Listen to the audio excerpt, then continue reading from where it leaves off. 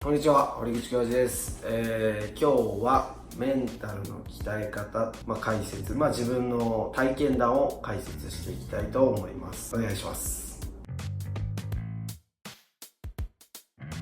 もともとの自分メンタルは強くないっていうか普通だったと思います。でも小学校の頃試合で緊張するってことはあんまなかったですね。自分の中ではそれが普通だったんだけど他の人から見ればそれ普通じゃなかったのかもしれないですね。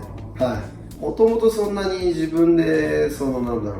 怖いな、どうしようかなってあんま考えないんで、どうにかなるでしょうって元がそうなんです。具体的にもっと追求すればいいだけだって、例えば総合格闘技であれば分からないところをなくせば自分でどうしようっていう漠然とした悩みはなくなるわけじゃないですか。だからそこをどんどん潰していくのが一番いいんじゃないかなって自分は思います。不安要素をどんどん削っていく。例えば自分は寝技が得意じゃなかったからだったら寝技を練習して不安要素が減っていくと思うんで、不安はなくなるのかなとは自分は思います。理不尽な環境で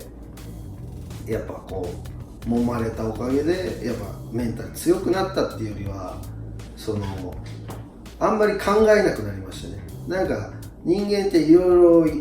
ろわけのわかんないことを考えすぎちゃって逆に不安に思っちゃう。そういう考えすぎる行動をやめました。こういうもんだな、あ、そうだよねみたいなもう流せるようになりましたね。やっぱそれができないとどんなとこ行っても辛いのかなと思いましたね。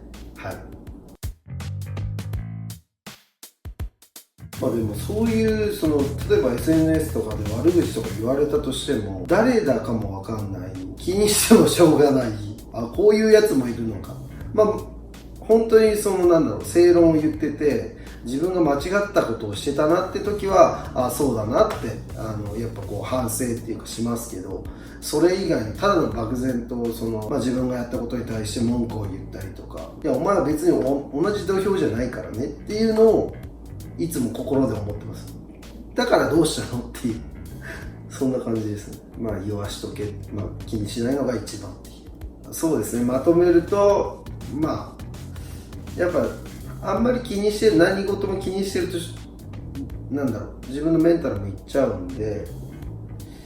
何でも気にしないで辛くなったら無になれば耐えられるかなと自分は思います。そんな感じです。ありがとうございました。